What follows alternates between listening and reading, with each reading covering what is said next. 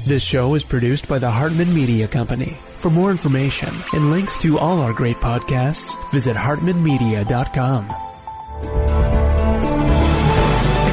Welcome to The Commercial Investing Show, where we analyze, explain, and exploit the opportunities presented in today's commercial property marketplace.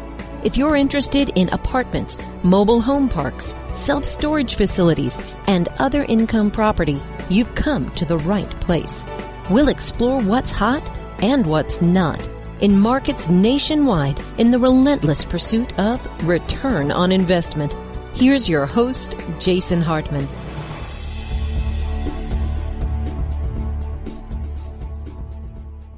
It's my pleasure to welcome Ari Rastegar. He's the founder of Rastegar Property Company, and they do a lot of stuff, a lot of different investing, a lot of different sectors, but focus a lot on multifamily investing. So we'll talk about that today. Ari, welcome I know you're coming from Austin, so welcome. How are you? Thank you so much. I appreciate you having me. Good to have you. So what is going on with, we've heard a lot about rent collection issues and eviction moratoriums. And, we have had a lot of people concerned about that. But since we play mostly in the single family home space, it's like a non-issue. But I know it's more of an issue in the apartment space. Definitely was just reading an article this morning in Globe Street about that and how, collections were declining. One of the things that I don't think a lot of people realize, though, Ari, is that, collections are always an issue. That's just a normal course of business, right? So you never have 100% collections. Nobody has that. Well, you call it, you have a vacancy rate. You factor in your underwriting always. Yeah. So what is it looking like now? And, what are you guys doing? Are you working out deals with your tenants and so forth? Promise to pay deals, et cetera. Tell us about that. Sure. I think you kind of got to bifurcate that conversation a little bit, as you said. So if you look at it at a macro level of the United States, at the height of COVID, still about 90% of rents were being collected in multifamily across the entire United States. 90% is a huge number when you're talking about a pandemic. In Austin, for us in particular, we collected 99% of our rents. In fact, we collected more of our rents at the same time during COVID than we did the previous year. And that had a lot to do with, people were staying home and they didn't know if they had their jobs. They want to make sure they have a roof over their head.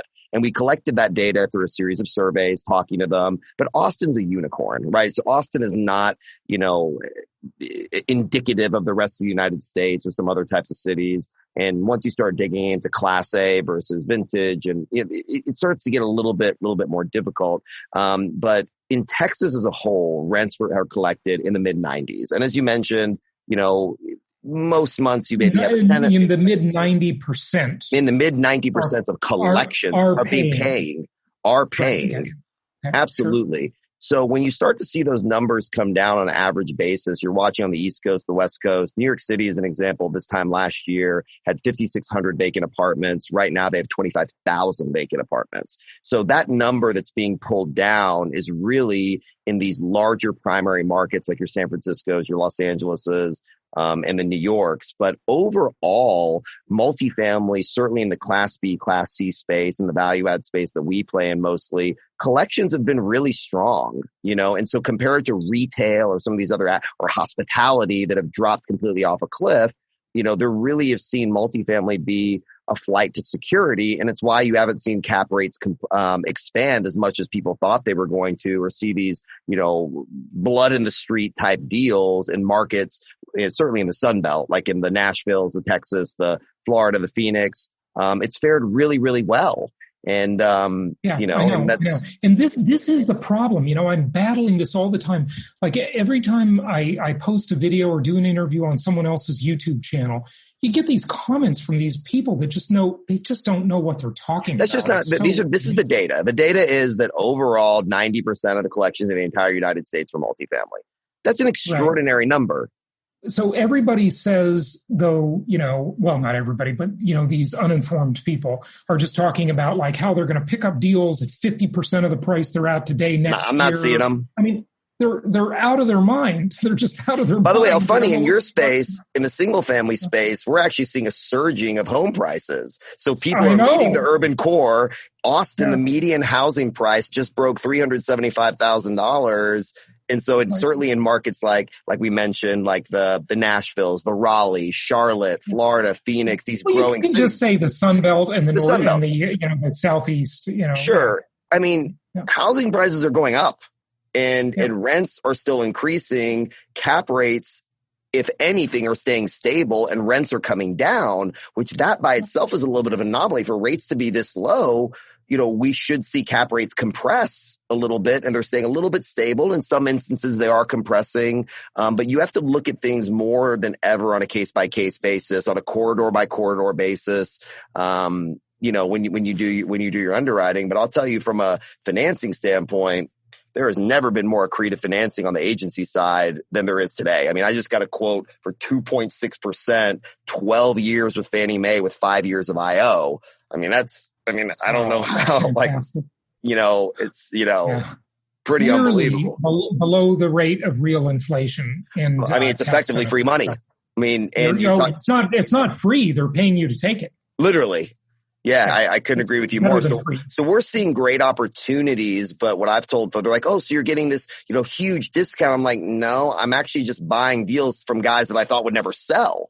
So there's a gentleman in town, pretty famous guys in his 70s, owed a bunch of stuff. And, it was always like, oh, I'll just pass it on to my kids. And so we're paying market. But the fact that he's like, you know what, I'm tired of this. I don't know if I want to deal with this. I want to go to my house at Martha's Vineyard. Here's what it's worth, Ari. I'll sell it to you. And so the fact that you're getting it is the deal. But, I'm not seeing this distress in the multifamily sector. I mean, hospitality, retail, we don't play in that space as much. And I read the news, but, I'm sure there's distress there. So there's distress in urban core markets in, the sort of the former, and I think it's former trophy cities, San Francisco, LA, New York, Seattle, even San Diego, I think. Chicago. Downtown, definitely Chicago downtown, Boston, any of this downtown stuff anywhere, right?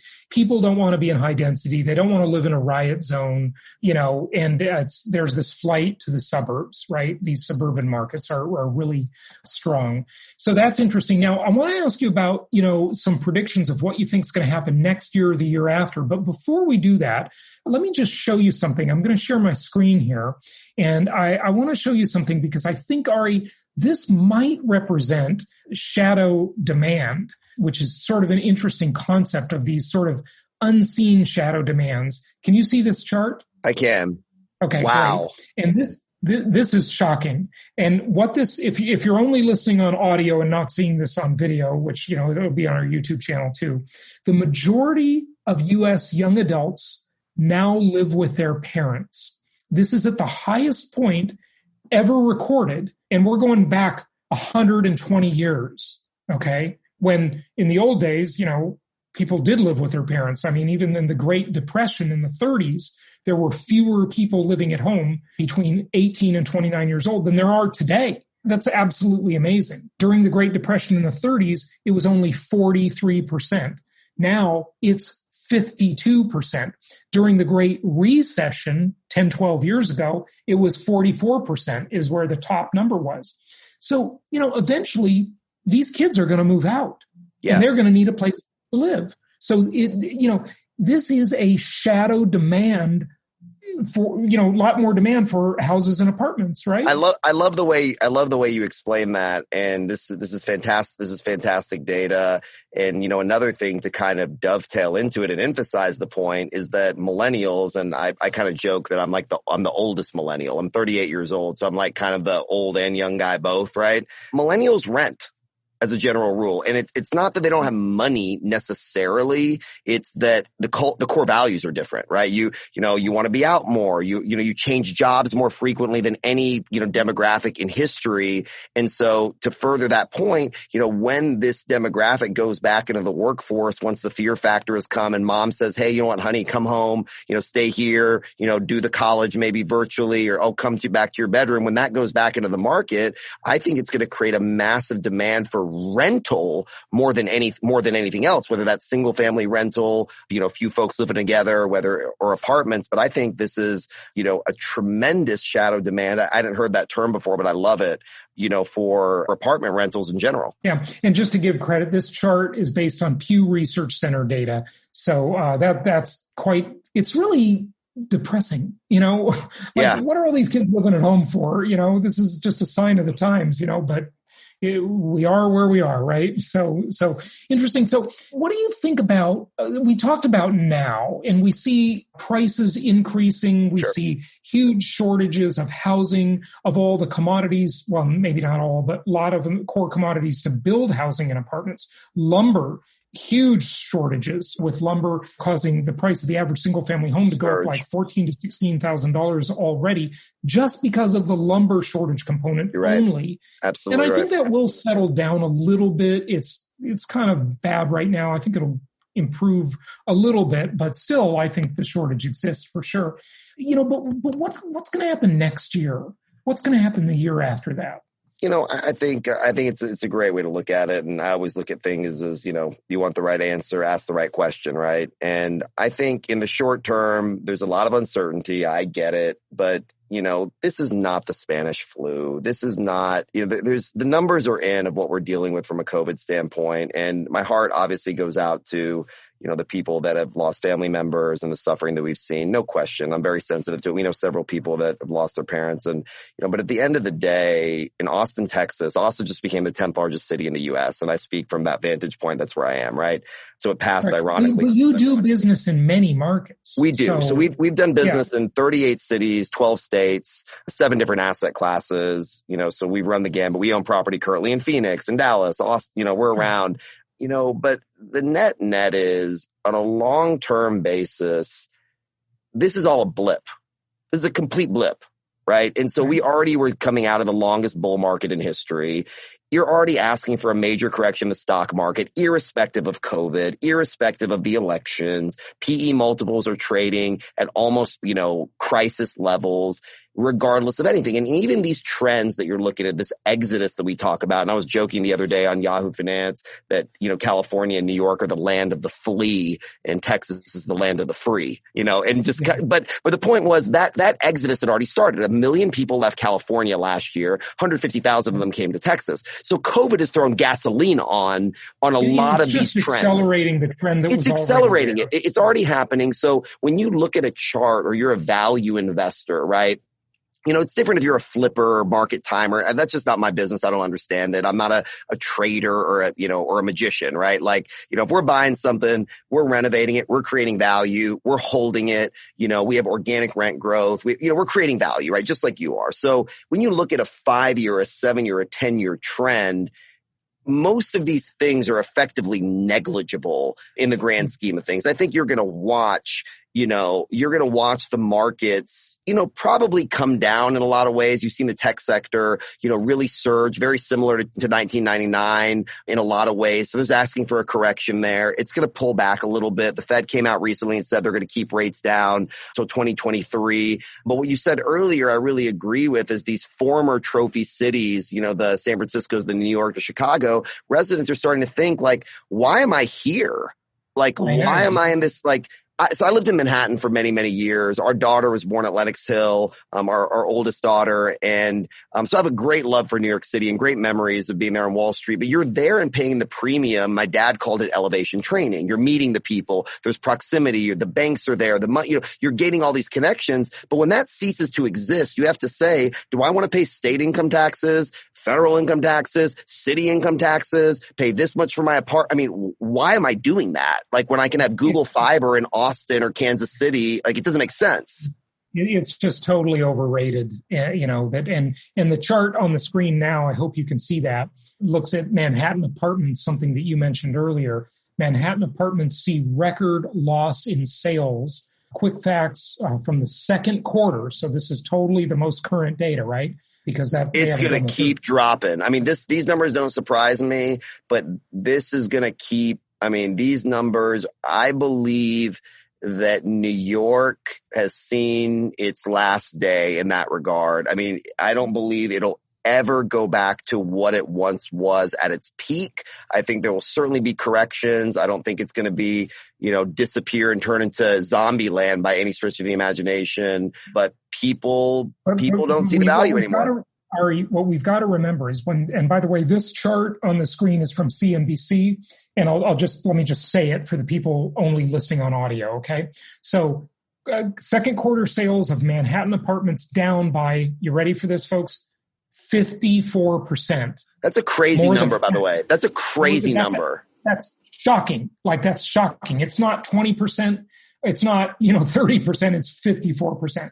Total sales, the lowest number on record of only 1,147 sales. Now, this is the biggest city in America, okay, where you've got a population density of 27,000 people per square mile. Right. So only 1,100 deals happened, right? Median sales price down 18%. That's the number that is going to just dramatically compress, if you ask me. And this is just a proxy for any other city, okay? It's, we're talking about Manhattan because it's famous, but San Francisco, LA, where I grew up, Portland, downtown areas anywhere, Portland, Seattle, downtown San Diego, all of this stuff, Boston. I sort of wonder about Miami. I'm in Palm Beach, Florida. And I got to think it's going to happen there, definitely in the high-rise world. Miami's a different animal. It's a little bit different, I know. It's a different animal because it's used mostly as a currency hedge from foreign investors. So you can't look at Miami as a typical American city. It's different rules. And there's, you watch it through different cultures, different, demographics have gone in there and bought it for different reasons than typical investing. And I got to believe. Well, you have that in New York too. You have a lot of Russian and Ukrainian money in New York. Well, the old joke used to be on Wall Street. If you invest in Manhattan from overseas, you don't get fired if it doesn't work, right? Like you could kind of still you bet on Manhattan. It's like you're not going to get fired. But if you pick Houston and you were wrong, you're for sure gone. Which is, and that's all changing. And Florida, I'm so bullish on Florida long-term in general for a lot of the same reasons as Texas. The exodus of the East Coast is going to come to Florida. The East Coast has always had a friendly relationship with Florida. We know that. But look at your Naples, your Boca, Palm Beach. Fort Myers, forget about it. These cities are exploding and for the right reasons, same as Texas, because there's jobs and there's fair weather climate and there's lower cost of living, and there's that it's like, oh, it's booming. I'm like, booming insinuates a bust. This is because the freaking job is there. This is because there's actual, sustainable infrastructure that allows a better standard of living. And I think it's important to make that dichotomy. Right. Yeah. No, I agree with you. And you didn't mention, but you were mentioning it in what you were saying anyway, business friendly and also landlord friendly. So good places to invest. This chart is from Miller Samuel and Douglas Elliman. I had the CEO of Douglas Elliman on the show before, and she was talking all about how people are fleeing New York City. And, that's really against her own self-interest. I was pretty amazed to hear that from her. But, this is new leases plummet in the Big Apple, percent of year-over-year change in New York leases for May 2020 in New York City. Shows you Manhattan, Queens, and Brooklyn. Manhattan down 62%, Queens down 61%, Brooklyn down 54%.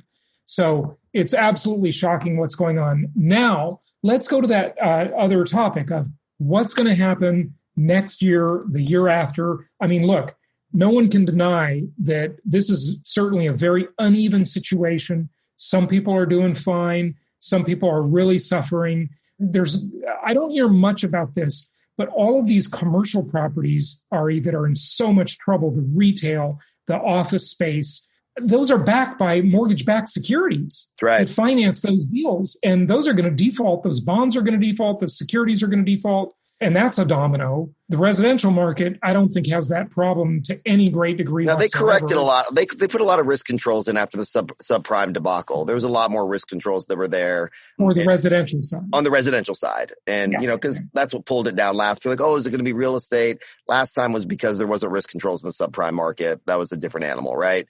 At the end of the day, it's a game of musical chairs. Somebody's going to have to end up kind of, missing a chair. And when you look at the CMBS markets, they still are highly inefficient right now. And there's a lot of uncertainty. But to your point, back to the question of 1 year, CMBS 2 years. Commercial mortgage-backed securities.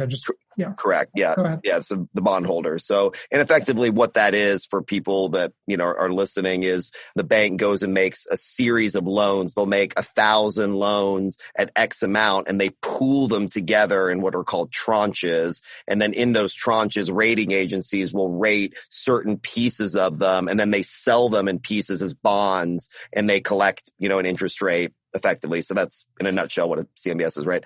I think with retail, hospitality, and commercial is going to suffer longer. Okay. Because even it's going to be when the vaccine comes, not necessarily because it's solving the problem systemically, but just psychologically, it's going to give a lot of comfort because there's a lot of mental health issues, quite frankly, of people just having fear irrespective of the data. I mean, the CDC has been pretty clear that the numbers around coronavirus are similar to the flu. Is the flu safe? No, the flu's nasty. It kills people. I mean, every year people die of the flu. So it's going to take time, I think, psychologically for that to happen. But I also think there's a lot of pent-up demand of people wanting to travel. People are craving human connection. This thing of working from home. Jamie Dimon the other day said it very openly. Productivity has plummeted from people working from home. And so I believe in the office sector in general, this whole work from home forever thing is just completely unsustainable. Is there certain? Really? Absolutely. No question. And it's because as humans, we're tribal beings. Okay. We work together. There's a human connectivity. We whiteboard, we talk, we have this thing, we go to lunch together. You grab a soda, grab a beer, whatever there's just something that happens, when you're together that creates productivity. But with that said, if you're a coder for Google and you don't require, if you're not on the sales side of the business, yes, could that part of the business, certain sectors begin working from home? Yes. But something that's very important to remember is the largest tenant in the office business, in the office sector back in the 80s and 90s were law firms. Okay. And law firms once became digitized. And the reason they were the largest because they had libraries. So they took all these different floors for the books, for research. But once that became digitized, there was a massive vacancy that happened. And it only took about 2.5 years for those vacancies to be filled back up.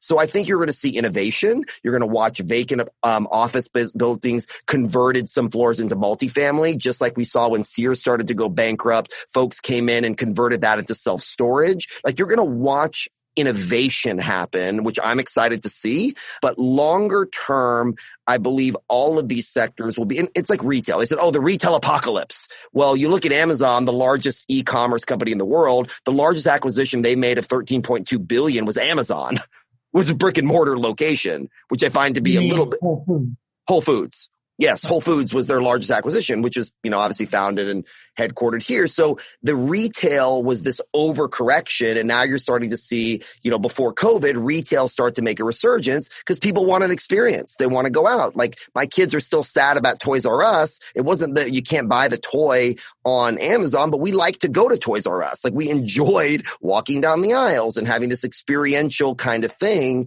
So we get it. But bring that back to like what's coming, if you can. What's coming is going to be long-term. This is all fine is the short answer. I don't believe any of this is cataclysmic at a macro level. I think rents are going to grow. Home prices are going to go up. People are going to travel again. Hotels are going to start to see occupancy again. And over that longer term, a lot of small businesses have closed. A lot of restaurants have closed, but there also was too many restaurants. And I think that a lot of people then are going to so a lot of the restaurants here that we see in Austin as an example are doing phenomenal because they have great food. And a lot of this is capitalism. A lot of this is survival of the fittest. So some of these businesses that weren't run as efficiently should have been closed anyway. Back to that kind of COVID accelerating something that should have happened. I just want to make sure we're not mixing a business closing that should have closed 10 years ago anyway.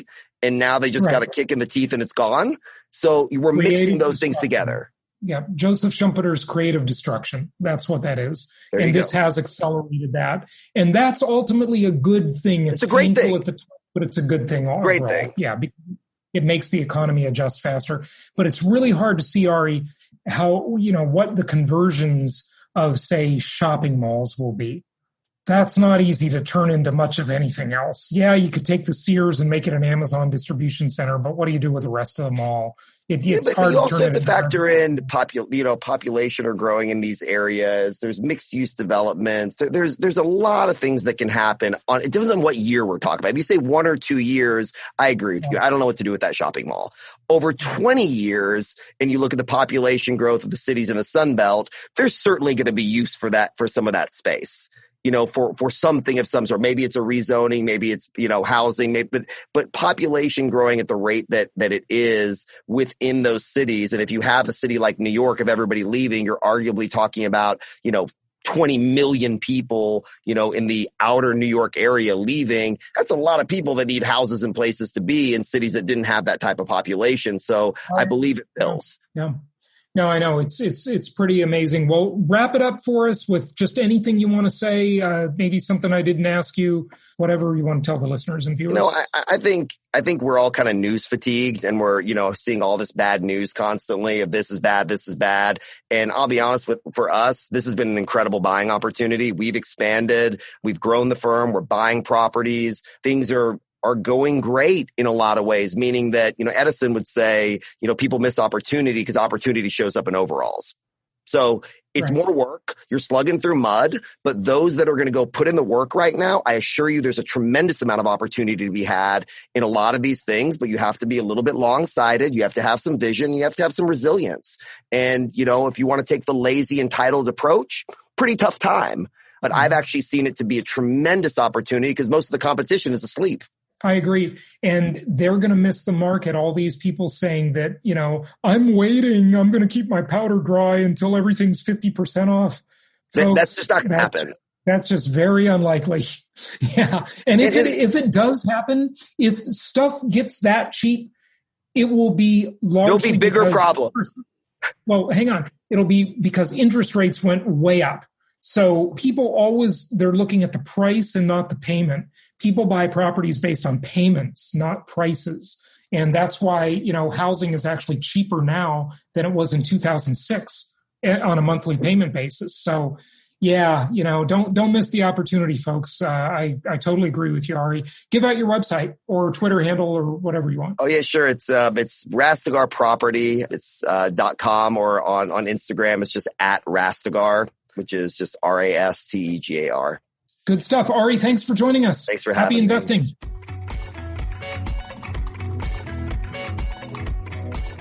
Thank you so much for listening. Please be sure to subscribe so that you don't miss any episodes. Be sure to check out the show's specific website and our general website, hartmanmedia.com, for appropriate disclaimers and terms of service.